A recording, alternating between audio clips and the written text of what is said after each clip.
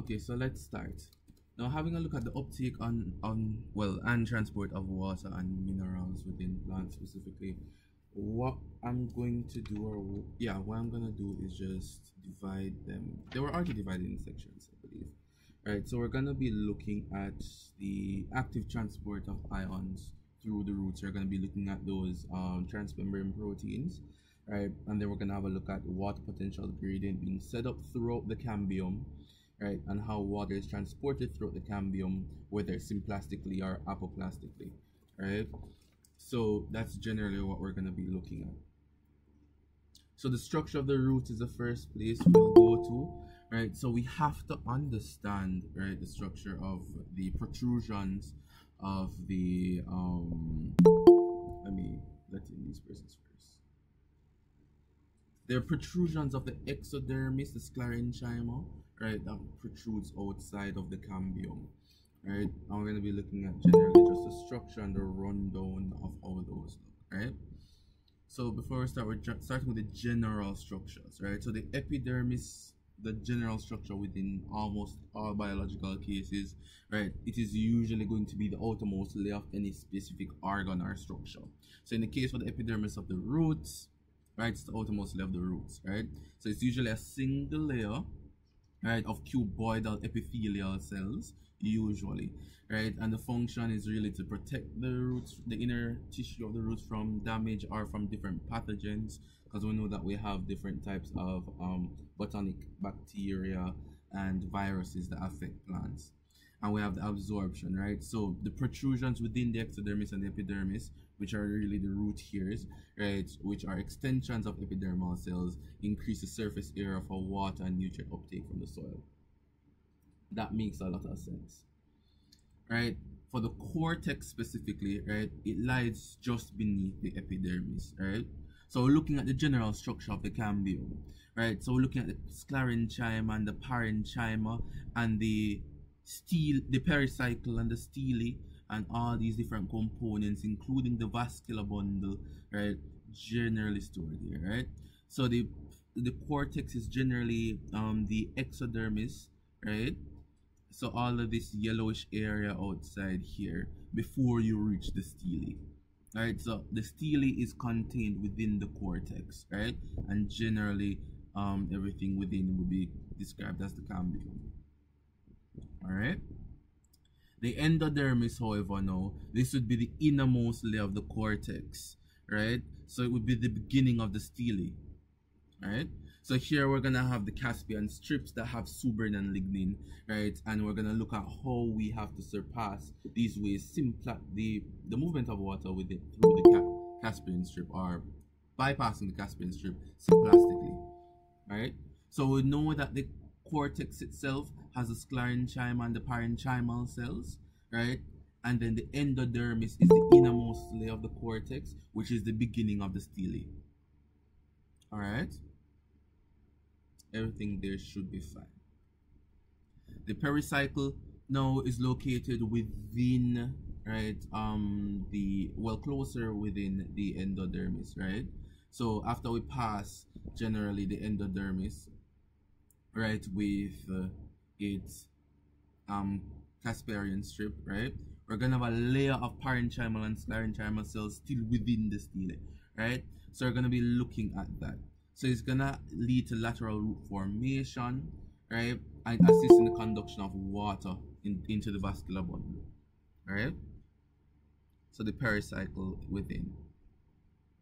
So notice how we have the Casparian strip with the endodermis out here, this outer layer, and then within we have the pericycle, right? So we know that water is conducted through sclerenchyma and the parenchymal cells within the cortex, right?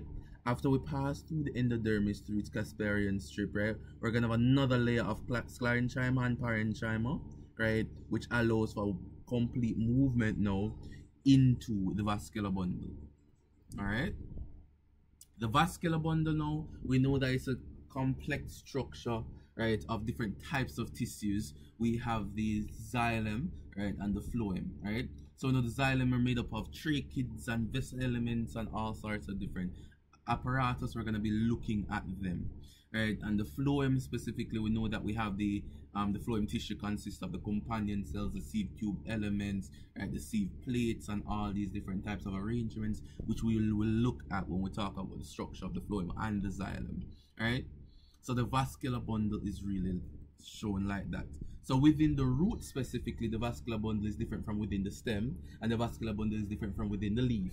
Within the root, we're gonna have a star shape, right? A xylem, right? With bundles of phloem around it. So here we have the star shape. It's usually described as star shape or T-shaped xylem. So a large xylem in the center, right?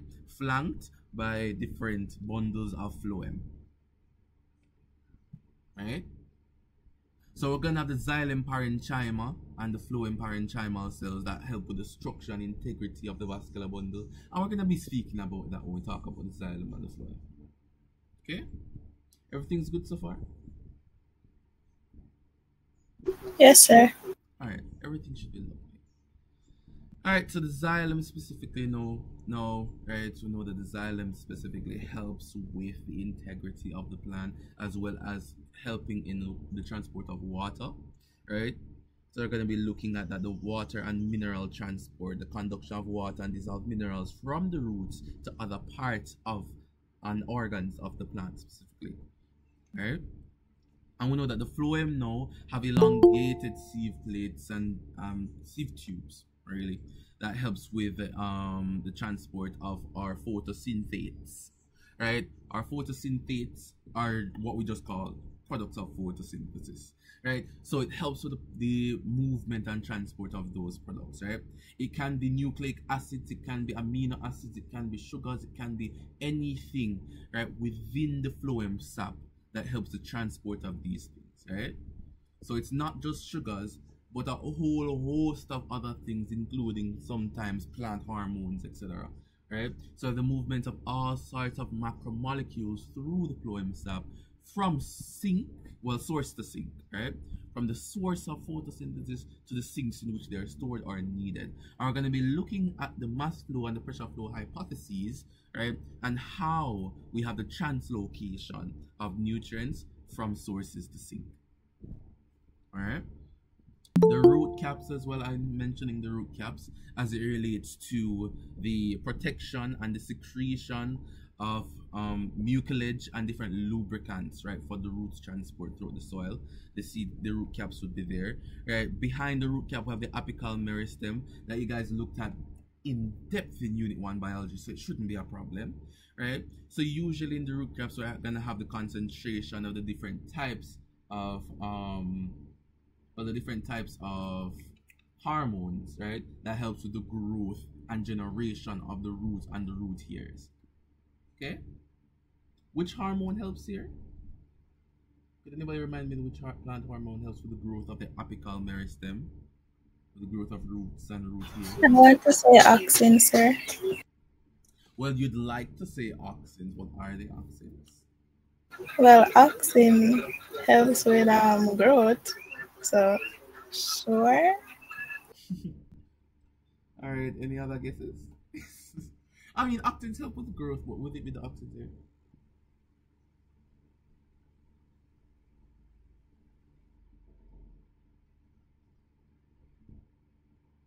I don't know. You tell me, sir. No, I don't know. You tell me. All right. So auxins, right? So auxins would be the ones that would work here. All right. So I wanted to see whether or not we have a degree of confidence. Confidence is very much key, Alright, so auxins and other types of hormones as well will work here. Alright, so we also have the root hairs, which are just extensions of epidermal cells here, right? That we have this here. So thin here, like growth, and increase the it significantly increases the surface area, right, for the absorption of water through multiple different areas within on the root. So we have that there so far. I'll decide whether or not I'll send the PowerPoints after, alright? But let's focus on going through the information first. So these things should be pretty fine, pretty good. No new information here thus far. right? Well, nothing should be really new information anyways. So we just have an entire look at the entire cambium, the entire cross-section of the root cells, right? The cortex and the cambium, right? Having a look at how it looks, right? So we have the root hairs and epidermal cells, right? Then we're gonna have the cortex, the sclerenchyma and parenchymal cells. Then we're gonna enter the stele, which starts with the endodermis, the Casparian strips. Under the epidermis, well, not the epidermis, rather, under the endodermis, we're going to have the pericycle, which is a mixture of sclerenchyma and parenchymal cells. And then we're gonna enter into the different xylem and phloem parenchyma, right? Before we enter into really the phloem tissue and the xylem tissue, right? So we should generally know the structure of the roots. That is one of the first things that we look at. All right. Now for the active transport of ions, right, into the plant itself, we're going to be looking at and describing, right, how the ions are really transported within the plant. So usually they're transported within the water itself, but I want to look at ion transport specifically and then water transport. But we must know that the ions are transported within the medium of water, right? So ion-specific proteins are on the different membranes within the plants, right? So the different plasma membranes of the plants, right? We're gonna have the different ion-specific transport proteins, right? So we're gonna have things like the ATP synthase and potassium ion channels, right? As well as nitrate transporters, which helps the absorption or assimilation of nitrates and different types of ions into the plant, right? So we know that ions cannot freely move through cell membranes. We discussed that in module 1 of Unit 1 biology, right? And we know that we must need some types of transmembrane proteins that assist the assimilation of ions into the plant, right? We have a proton pump specifically, right? So we have different types of ATP synthesis which exists within the cells, right? Within the root cells, right? And this helps to set up the electrochemical gradient that we were discussing in module 1, right, for ATP synthesis and respiration. And that energy from the ATP synthesis would be used to fuel the active transport of ions within, well, into the plant, right? So we know that ions move into the plant via active transport, and we must understand the concept that these different types of membrane proteins would be used to create the ATP, which we'll use for the energy to supply the active transport or to support the active transport mechanisms. All right, that shouldn't be a problem. So we know that active transport requires energy, therefore ATP synthesis needs to be present, right, within the root cells. Okay. We have the co-transportation rather and ion exchange, right? So we have things called symporters and antiporters within the cells themselves, right? So basically, what we're looking at is the movement of protons, right, and uptake of ions. So the different ion exchange proteins within the roots, right, it specifically targets, right, or assists with the uptake of ions such as nitrates, hydrogen phosphates, and sulfates, right? So these things are important for plant health, right? So the nitrate symporter, which brings nitrate into the cell, would be an example, right? And we have antiporters, right? What this basically means is that we use the proton gradient to exchange one ion for another. So we're gonna have the sodium proton in antiporter as an example, which exchange sodium ions outside of the cell while protons are brought in, and those protons being brought in will help with the entire gradient to produce ATP in order to power the symporters, which will bring the nitrates and phosphates and sulfates into the plant, right? So we're just having a brief look at how ions are transported into the plant. So basically the overview is that we're gonna need these different types of proteins in order to fuel energy production so that ions can be brought into the plant, all right? Generally. So that's generally what we're looking at there. Shouldn't be much of an issue there, all right?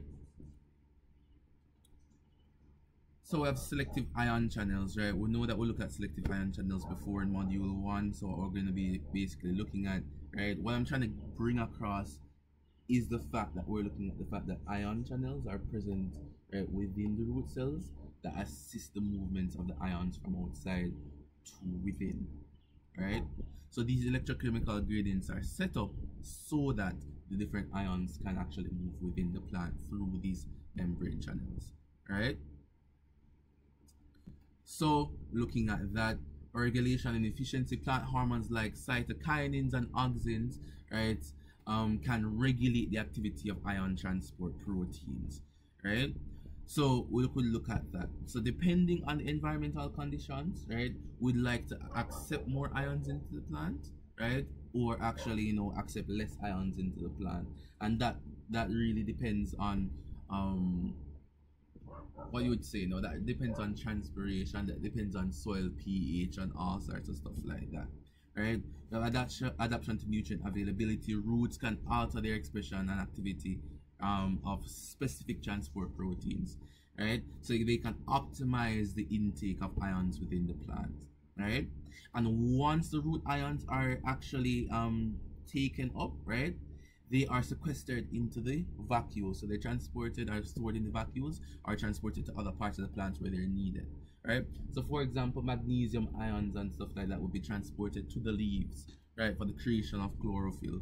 While within different parts of the plant, right, they will need different ions. So they're transported to different parts of the plant or stored within the vacuoles of these root cells, right? And as we store these ions in the root vacuoles, they can actually set up a water potential gradient, and that is the importance there of these different systems, right? The ions can actually help to set up the water potential gradient for the movement of water throughout the roots, right? So here we're just looking at the diffusion, right, of the different ions, right, or how ions enter really into the cell, right, well, into the cells of the roots. Right, so we're generally looking at we're looking at the general diffusion, right, of the ions within the root, and then we're looking at the apoplastic and symplastic pathways, right, and then we're each basically from A to D we're looking at it more in depth, right?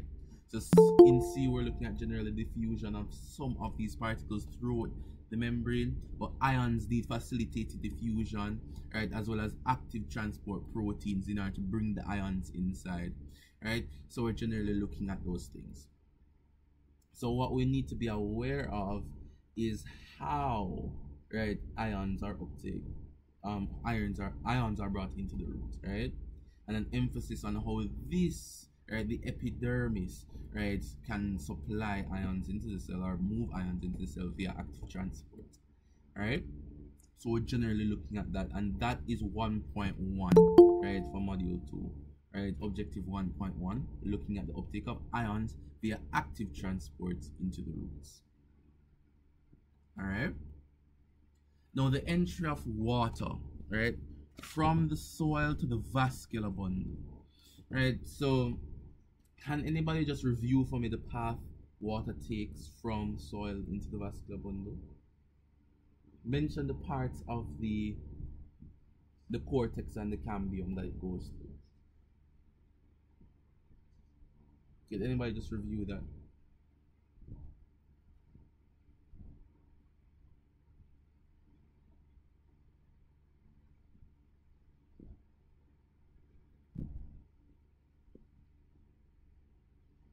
Can anyone do that?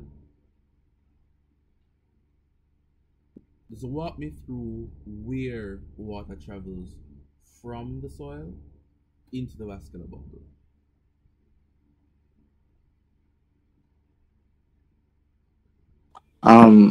Sir, Go ahead. so it goes into the root hairs by osmosis. Then it follows, I think, two or three pathways, the apoplast, symplas, and the vacuolar pathway, but we mostly look at the apoplast and the symplas, Mhm. where it moves through the cortex, through cells, into adjacent cells, via strips of cytoplasm called plasmodesmatous, or it can move through the cell wall and through intercellular space and then through another cell wall, um, up to the Casparian strip in the endodermis. However, after that, it just moves through the cell for the simplest pathway into the vascular bundle. Alright, lovely. So after we reach Casparian strip, we know the suberin and lignin are completely hydrophobic, therefore we need to actually prioritize the simplest pathway, and then we enter the pericycle, and then through the pericyclic cells, we enter into the vascular bundle. Lovely. Right, so water potential now, right? We discussed this in Unit 1 as well. Shouldn't be a problem. Just a review.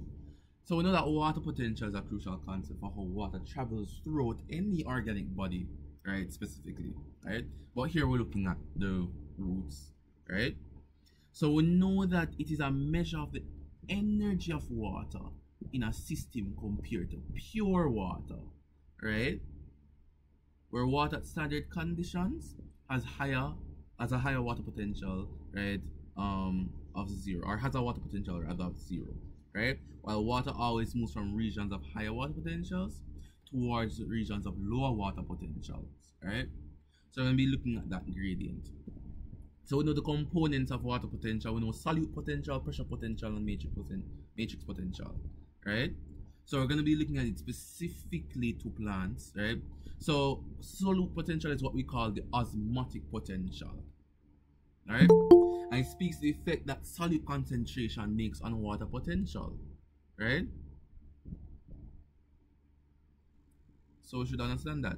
So adding solutes lower the water potential, right, making it more negative. And how does water potential travel? From higher to lower water potential, right?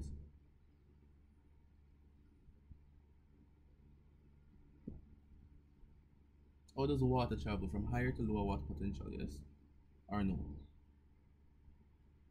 Yes, sir. Yes, right? So if we have more solutes, that lowers the water potential. That should make sense. So we'll see now that the ions that are brought into, right, the entire cambium, right, we'll see that the closer we get to the xylem, the more solutes we have, and that creates a water potential gradient. We're going to be looking at that, right? So the pressure potential now is different, right? So it's the pressure exerted on the water. In plant cells, this is often called turgor pressure, right? So the positive pressure potential increases water potential. We're going to be looking at that, right? For matrix potential, no, I don't think we'll look at matrix potential so in-depthly, right? But it is basically potential due to adhesion of water, right? So we're going to be looking at matrix potential as it travels throughout the plant after we leave the root, right? As the adhesions and cohesion of water allows for more type of root pressure or matrix pressure to be induced as transpiration occurs. We're going to be speaking about that in a bit, right? So the water potential gradient, right? Water moves from the soil to the root due to the gradient in water potential, right? So what we're saying, you know, the soil water potential usually, right, compared to the water potential inside the roots, we're going to be looking at it's usually higher, right? And in the root hair cells now, the water potential here is lower due to the presence of solutes in the root cell sap. So let's look at that. So how does water move, right? How does water move again? From where to where?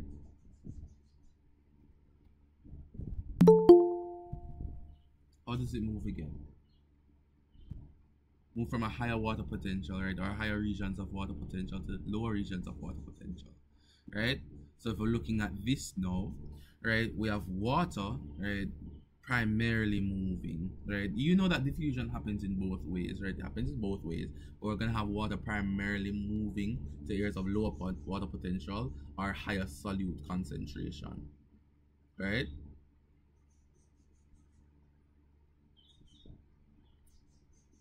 And then we're gonna have areas of higher water potential or lower solute concentration, right? So let's have a look at this now specifically. Right, so if we look at this, right, we're going to be looking at the fact that we have to travel, water travels from an area of higher water potential to an area of lower water potential, right? So here now, let's say that the water potential in the root here is, let's say 10, right? Then this is 5, then this is 3, then this is 2, then this is 1, then this is 0.5, right? we're gonna have the water moving in this direction from the area of higher water potential, so higher psi to a lower psi, right? So we're gonna have it moving like that. So water will enter into the root hairs at the highest with the highest water potential, right? And it's gonna be taking its time to move through these cells. Now, I'm not speaking about symplastic and apoplastic movement just yet, but the water potential gradient that is set up, right? So we have an entire gradient that is set up as solute is stored closer, right, to the stele, right, and lesser in the cortex. So water is going to be moving from the cortex towards the stele, right, as that entire gradient is set up, right? So we have that. So we're going to have lower psi, and we're going to have a higher psi down here, right? And we know that psi is a symbol for water potential, all right? Everything is lovely here. Everything is fine. Just drop a 1 in the chat, or you can throw the thumbs up if everything is fine. Alright, everything is fine. So looking at the setup of that gradient there. Lovely. Right, so the symplastic pathway of water, we stated before, I think Joel stated before, that with the symplastic pathway of water, we're going to be looking at water itself passing into the cytoplasm or the cytosol of these cells, right? And it can either go through the vacuole, right? It generally moves through the vacuole. It can be vacuolar, right? Or regularly cytoplasmic. And then it passes through the plasmodesmata of these cells. So let's look at this, right? So we're going to have the absorption of water, right, from the soil, generally the uptake of water into the root hair cells, right, from the soil, right, due to the higher water potential, right, in the soil compared to the root hairs.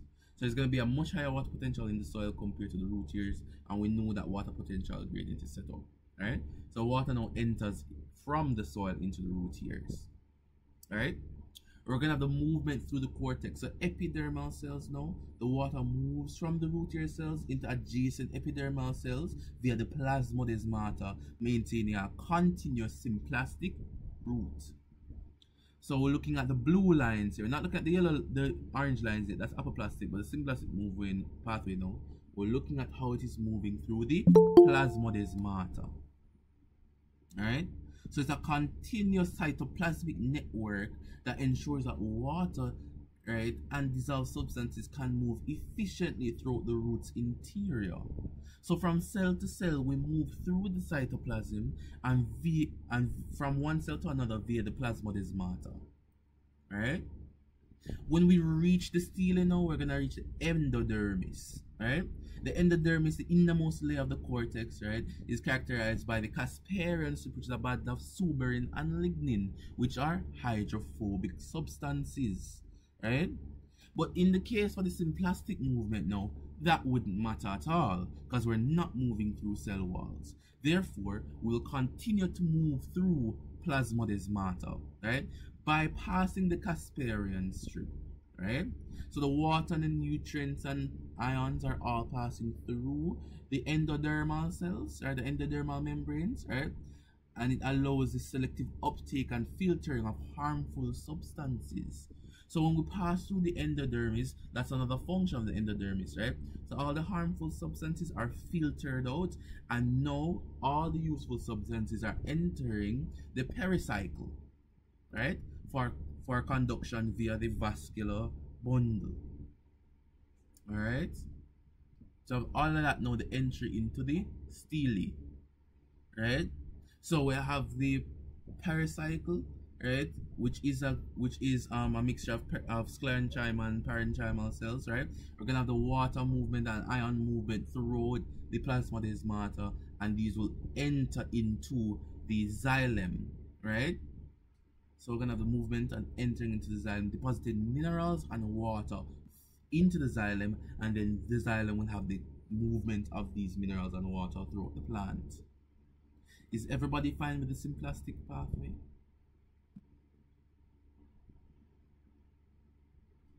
Alright.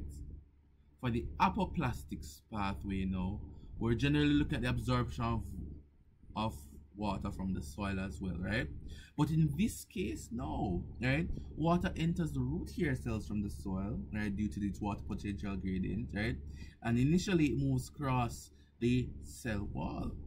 So we're gonna have water moving to the cell walls in the apoplastic pathway now. Now we're looking at the orange, right? Water does not pass via the plasmodesmata, but passes through the intermembrane spaces, well, the intercellular spaces, right, and the cell walls. So we're gonna have the apoplastic pathway. The water moves through the cell walls and intercellular spaces of the cortical cells, the cells of the cortex, right? And this pathway allows for water to flow relatively freely and rapidly towards the root interior.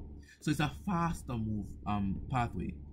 So it avoids the cell membranes and cytoplasm, so it doesn't have to go through aquaporins and different types of cellular transmembrane and integral proteins, right? But it can just move through the cell walls and the intracellular spaces of the cortical cells much faster, right? When we reach the endodermis now, we know that the endodermis has the presence of the Casparian strip, which is a band of suberin and lignin. Notice I'm repeating these things over and over again, right? So it has suberin and lignin, and these are hydrophobic in nature. So what will happen now, is that we're going to have the transition of the apoplastic movement to symplast movement, right? So now the water is going to move into the cell, through the cell membrane, into the actual cytoplasm of the cortical cells, right? And travel through the endodermal cells, bypassing the hydrophobic Casparian strip, right? And it will pass through plasmodesmata into the pericycle, where it will continue its apoplastic movement, right? And it will move into the stele, right? It has entered the stele now, right? It's going to re-enter the apoplastic movement, right, or pathway after it bypasses the Casparian strip, right? And the pericycle is going to facilitate the further movement towards the xylem, right? And it's going to enter, well, the water and the minerals will enter the xylem, right? So we have that there. So that's the apoplastic moveway. So we have the symplastic route and the apoplastic route, exemplified by these diagrams, right? And we have here what is exactly happening within the endodermal cells via the Casparian strip, and the fact that we're gonna, since the Casparian strip is lignified and suberinized, right, cell walls, right, we're gonna have a symplastic moveway pathway necessary to bypass the Casparian strip, right? So hopefully this makes sense, right? Is everything here fine? Everything here should be fine, right? Okay, lovely. So it seems like this is not a problem. Everything should be fine here. Okay? So that is really the movement of the water, right? And the ions, right, throughout the root.